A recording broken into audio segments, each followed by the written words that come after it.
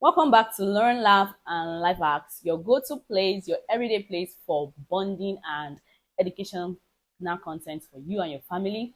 I remain Chinoye, and I've actually been brainstorming a unique name for all of you, my amazing subscribers and family here. Now, how does live learners sound?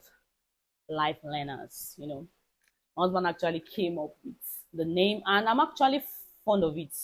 But I want to hear your thoughts since you are my family. So, how does hello, life learners sound? How does it sound? Hi, life learners. How are you doing, life learners? Yes, it's actually great to have you back for another exciting video. On Monday, we looked at smart goals and how you can actually set them up for yourself and your family. And we are actually very practical in that last video. So if you have missed that episode, please, I highly recommend that you give it a watch. But I want to ask, did you practice it for you and your family? Well, anyways, today, as I promised, we're going to be looking at some practical smart goals that you and your family can actually adopt this year.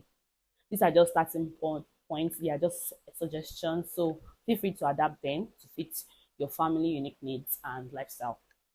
So let's jump right into it. And if you see me looking down, just know I'm looking at my phone because I have them listed on my phone. Are you ready? Let's go.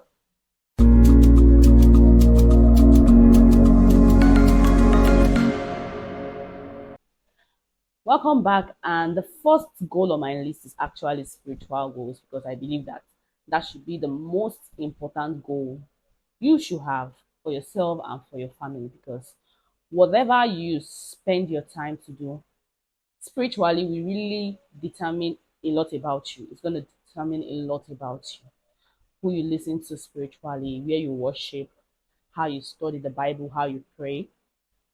It's going to help your decision making this year. It's going to help your walk with God, not just your walk with God, but also your life affairs. And our main purpose on earth is to preach the gospel.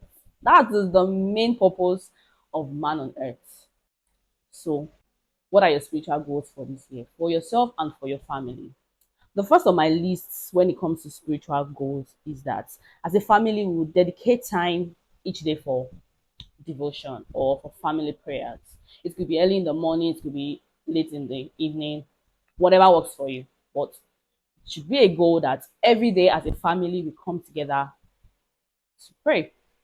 Another goal should be okay, we'll read and study the scriptures once or twice every week as a family. This is not individual now. We're looking at family goals, smart family goals that you can apply. So another one is you coming together to read and study the scriptures. It could be one chapter a day, it could be two chapters a day. We're not just reading, you are studying the word together as a family. So it could be once or twice a week, depending on your time schedule. Then we also have a family retreat every month. Some people do this monthly, some people do it every 3 months, some people do it yearly, but plan as a family to have a family retreat. And a family retreat is beyond just singing and praying and studying the Bible. Like it's longer. It could be an overnight retreat, it could be a day retreat, whatever works for your family. But you know that that family retreat is everything aside, work aside, phone aside, screen time aside. You are focusing on God, 100%. So you can have that as a family goal this year. Then you can also plan to attend church meetings. Plan to attend church meetings. Sorry, I'm using church because me, I'm a Christian and I'm a proud one. That's why I'm using church as an example. So you can plan to attend church meetings. Attend church meetings as a family. Family that prays together, sticks together. It's always beautiful to see when family come together to worship God. So plan as a family to attend church meetings. When your church is having conference, make sure you are there as a family. Not that, don't worry, daddy will go and represent us. I know I'm guilty of this. So this is like a goal for me that I will actually plan to attend church meetings as regularly as a family. Yes. Then when you're having conferences, make sure you are there. When you're having any church events, make sure you are there as a family. Don't stop Especially to my sisters out there, stop saying daddy will represent us. Don't worry.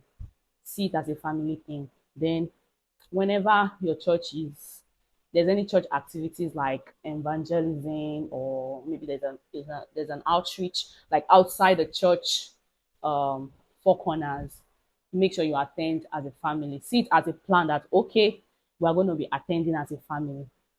Then lastly on spiritual goals is try and buy resources that can help you on your spiritual growth, especially for your children, because I don't know what they teach them in school in the school now. I don't know if they even take um Bible studies serious, but you can't even rely on that, because what they teach them is just like head knowledge.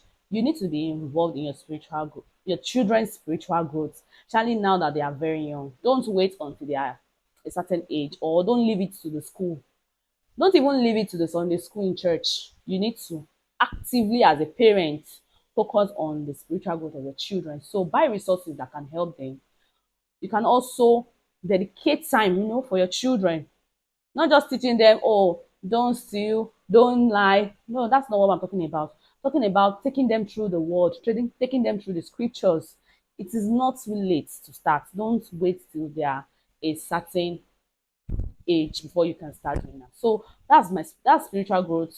Oh, sorry, those are the spiritual goals for the year. You can add to it. You can adapt it to your family, to how your family, to the state of your family right now. These are just some suggestions that I have. Then the next thing will be health and fitness goals. In fact, it is everybody's dream or everybody's goal to keep fit or to stay healthy this year. So let's explore some suggestions or some goals that we can actually work with. The first one on my list is that you can join a fitness challenge as a family. A fitness challenge, and make sure that the exercises that are involved in those challenges are what every member in the family can do. You can do simple exercise like jumping jacks, skipping, zero running. Please don't go and do press up because of our children. Well, some children may be able to do it, but look for exercises that will be, children friendly also, that are also effective. It is always fun when everybody is doing the same exercise. It's not like daddy will be lifting weights, then mommy will be doing what now? Then children will just be there looking. No, look for exercise that everybody can do. Yes, so that's the first one. Look for a challenge. I know there are some. I do see them online. There's some fitness challenges that I see online. You can join, or you can even buy a fitness equipment that is quite affordable for the family to use, and just shake that body once in a while. Then the second thing on my list is include a 20 minutes walk. A 20 minutes walk could be a relaxed walking or a very fast one, the bricks walking, like all those people that do. We used to call them shaking and like I've forgotten the name. The other one for marathon, that one that they'll just be walking like this. You can do that brisk kind of walking, or just a relaxed walking around the environment, maybe for 20 minutes. It could be every day, it could be 3 times a week, whatever works for you and your family, whatever works for you, your time or your schedule. Then we also have, you can introduce a new fruit every week, every month. Not every day is apple, not every day is banana, not every day is orange. Introduce fruits. There are some people that don't even eat fruit at all. So make sure you incorporate fruits in your daily intake, or at least weekly intake. Then vegetables too, very, very important. And vegetables cannot be overemphasized.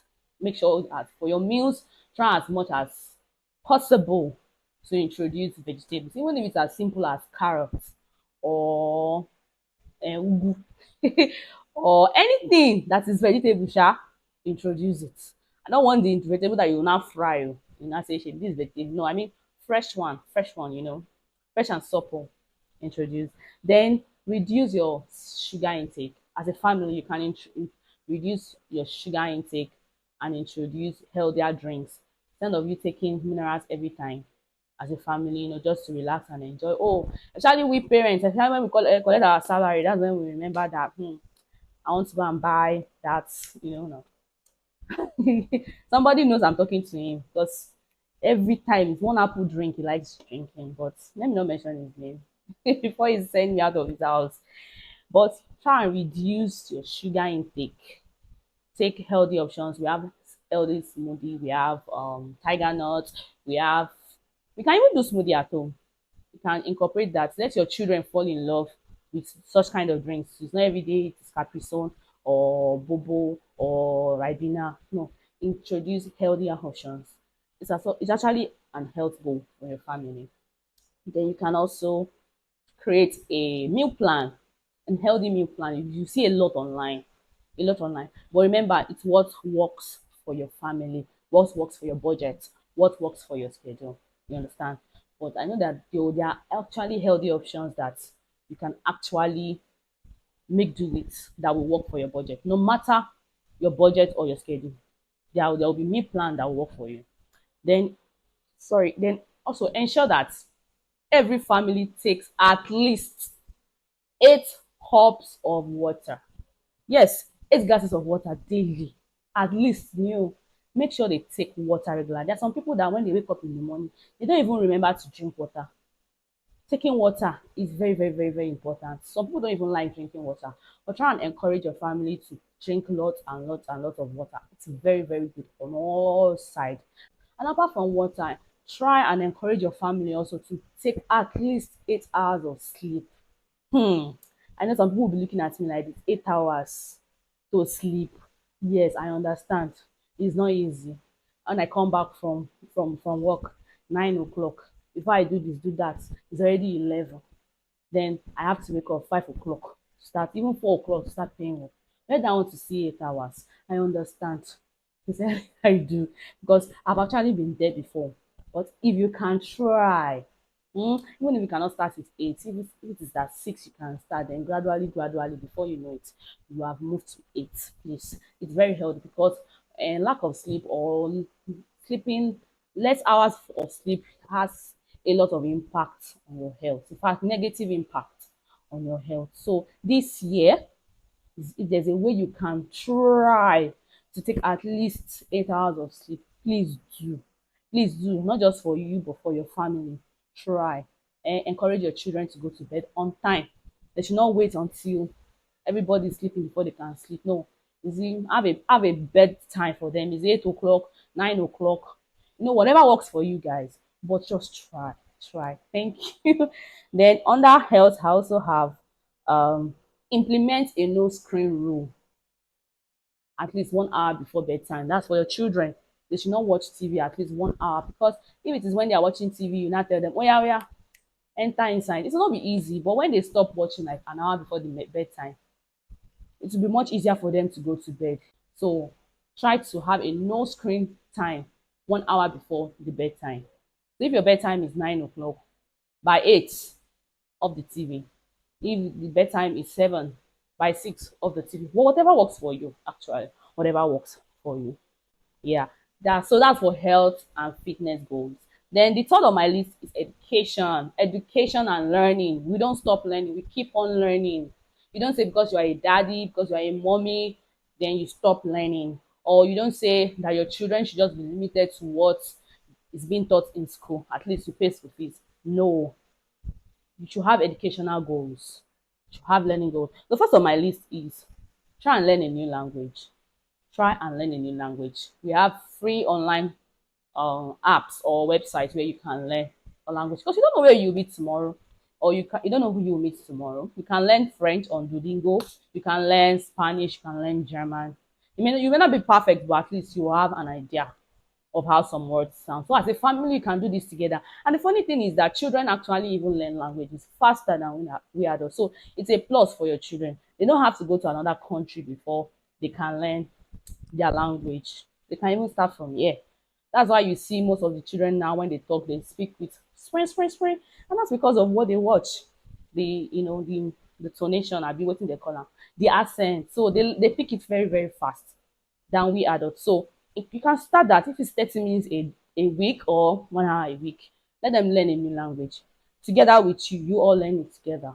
It could even be for a period of 1 year. Okay, your goal can be that okay, by before the end of this year we should at least move from beginner level to intermediate level, maybe in French or in German. So that's like we're making the goal now smart. So before the end of this year, we should be above beginner level in this particular language. So this is a goal that you and your family can come together to do. Then you can even watch some foreign movies together. There are also ways where you can learn new languages. Then you can actually create a small garden at home. That's if you have the space. Even if you don't have the space, you can get all these buckets or bath or paint. Just plant something in front of your house or at the back. And you are teaching your children how to take responsibility. They are learning how to take responsibility. As they are nurturing that life, they are also learning responsibility. And you don't know, your child might become a farmer tomorrow. So it's not bad. So you can start a garden. Then you can also organize a game night. Okay. Yes, that's part of education. A game night. So not just any kind of game, but an educational game like all these board games that we have. Scrabble is one a very, very good example. You can or words. We have words, we have cards, whatever that is educational.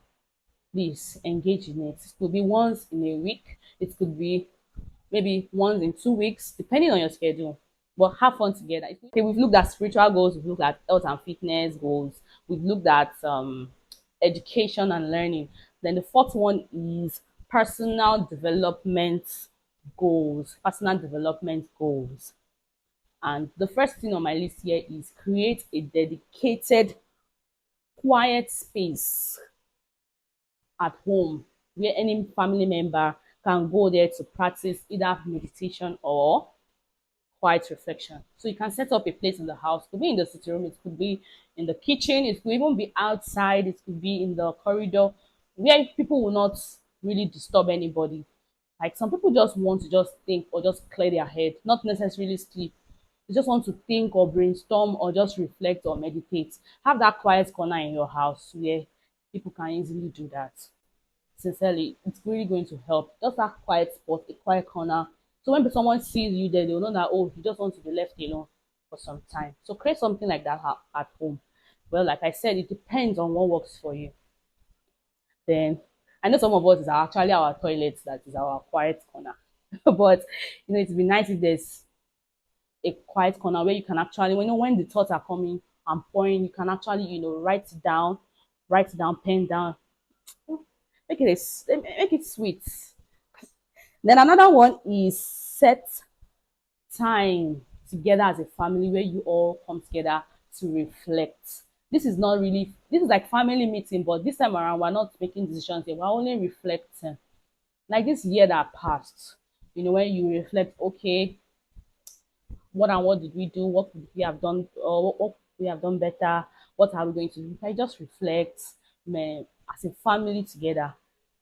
So that's what you can set a time aside. Could be every Sunday. Okay, how did the week go? What are we supposed to do next week? What are we going to? Who and who is involved? Just a date for everybody to come together and see that we are all on the same page. It's nice if you do that every Sunday. It could just be for 10, 15 minutes, just a brief meeting. We do that in our office now every Monday. Agenda for the meeting. So something we can actually imbibe at home too. Exactly. Another educational goal is having regular family meetings. How many times did you and your family sit down together to say, okay, this is August, what are we achieving this month? The way we take our office or our office work or our business is the same way, the same energy you need to put in your family. You don't just wake up in the morning and say, this is what we're going to do as a family. It's beautiful if you come together and you reason together as a family, because it's a family. That's family. We are all one together. So in taking decisions, there should be like a corporate. It should be corporate. It should be a together thing. It should not just be, oh, what are we doing today? Is daddy that know? Oh, what are we going to do tomorrow? Is mommy that know? Go and ask mommy. Go and ask daddy. There should be uniformity. Everybody should be on the same page. It makes the work easier, and it leaves the burden on one person on the major person. So when everybody is coming together, bringing contribution, don't even underestimate your children. You'll be surprised at what they know and what they can bring to the table. Yes, you'll be so surprised like that. The children of nowadays are very, very, very, very smart. They are very smart. So when you're making decision, I'm not saying that they are the one making decision for you. Please, that's not what I'm saying. I'm saying that when you're making decision as a family, it's good to have everybody's input together. So have regular family meetings. It could be weekly, it could be monthly, whatever works for you. Then also attend workshop or classes, creative classes. I've seen some places where they just go there to paint, or you go there to mold, or you go there to draw. All these creative places. It could be just once in a year, but I know there are some creative people that they love to paint. So you can do that maybe twice a year or 3 times. Yeah, you can do that as a family. Even if you cannot go out, you can organize something like that in your house. You can even invite 1 or 2 friends, to join you. So that it will be all fun. The more the merrier. But as a family, it would be nice when you are involved in creative stuff. Yeah. So then for reading and discussion, which is still under personal development, you can start a family book club where everybody is to read probably a book every month, or 3 books in a month, or maybe 50 books in a year, or in the next 3 months, you're supposed to read 10 books, whatever works for your family. Then for each book, you need to tell us what have you learned. Tell us about what you learned, because you not just read. There should be accountability.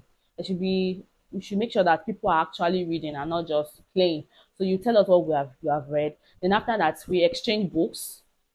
Understand? Exchange books. You can make it fun. How anyhow, you as a parent try to make sure you buy books that are beyond school books for your children. We have a lot of online vendors that sell books at like a very, very cheap rate. A very, very cheap rate that you can get for your children. And you see, the more when your children at a young age learn how to read, it really helps them in the long run. So it's never too late. Don't depend on 1, 2, 3, ABC. There's more to learn. Then also, you can also incorporate a 20 minutes time where everybody should not do anything apart from reading. So as mommy is reading, daddy is reading, children are reading. It could be once in a week, probably on Saturday when everybody's at home. So instead of watching TV, everybody should just carry their book and read. Depend on what works for you. Then you can actually have a family bookshelf. You should have a bookshelf at home where you have books for everybody. It's not only daddy books that should be on the bookshelf. No, everybody books should be there.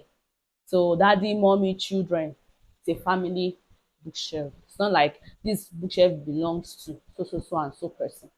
Then you can have a family goal. Like I said, for the year, it could be that okay, we're going to read 50 books in a year, or we're going to read 10 books per month, or 10 books in 3 months. And when this is achieved, make sure you celebrate milestones, because they keep you going. They keep you what going. Then goals on my list is actually home and organization goals. Home and organization goals. And I'll be focusing more on decluttering. Decluttering. There's something about me when it comes to things that maybe I noticed that we've not used for a long time. I'm a keep for Africa. No. Immediately throw it away. It's that you throw it away or you give it out to someone. Some of us, we have taken that gene from our parents, especially our mothers, that when they give them something, they'll go and keep it either on top of the cupboard, or inside their bag, or under the bed. And when you want to use them, they'll say, no, no, no, don't worry. I'm keeping it for when you get married. Please, if you are not using that thing again, and you know it's not useful for you again, please throw it away, or give it out, or sell it. So you can dedicate one day in each month to actually look for things, to declutter your home. Look for things at home that you're no more using it. So it's either you give it out or you sell. Dedicate one day in a month to do that. Clear the space, make your space look more organized. Then you can set a goal that maybe every 6 months you'll be selling these things, or you'll be giving it out. But at least every month, try and declutter your house. There are a lot of decluttering pages on Instagram where you can sell your stuff. They are not more useful to you, but you can still get value from them. Then you can also have a family chore schedule. So maybe this Saturday, this person is responsible for that, or next Saturday, this, or it's a family thing, you're doing it together as a family. Like I said, whatever works for you. Then establish a family 15 minutes tidy up routine every evening to maintain organization. So that means that during the day, maybe after eating or after the day work is concluded, then for the next 15 minutes or for the next 30 minutes, everybody just try and tidy up the house. Not necessarily sweep or, but make sure the house is organized and everything is put in place before you go to bed. You can do that for 15 minutes. Whatever works for you. Some people try to clean their house before they go to bed. Some people do that when they wake up. But whatever works for you, making you just make sure you involve the whole family. Don't leave all the burden to yourself or to a particular person. So for now, I think this is where I'll stop. I would have loved to do financing goals and financing goals, yes, but I can't do that because it's not everybody that have the same financial capacity. But this year, all I'll just say is that try to save as much as you can and try to invest as much as you can. Try and make your own research before investing anywhere. Then save too. Save for tomorrow. It's going to be helpful. No matter maybe it's 1% by income or 2% or 10%, try and save. Then lastly, budget. Budget. Don't do as comes as then it goes, as it comes and it goes. Try and budget your money. But this is where I'm going to stop for today. I hope these suggestions will be helpful to you and your family. Remember to tweak it to what works for you. And remember, it's not compulsory. These are just suggestions. And if you have other suggestions, please let me hear them in the comment section. So at this point, I want to say thank you so much for taking time to listen to me to talk this long. I'm really grateful. My life learners, see you next week. Bye. And don't forget to subscribe. Why would I forget to say that? Please don't forget to subscribe. If you have not subscribed, please subscribe and turn on your post notification so that you can be aware when I've posted something. Yes. And like also, please like and share. Me, I'm begging you. Yes, please like and share. See, I wish I could. Should I kneel down? Okay. But please, thank you. God bless you. Bye.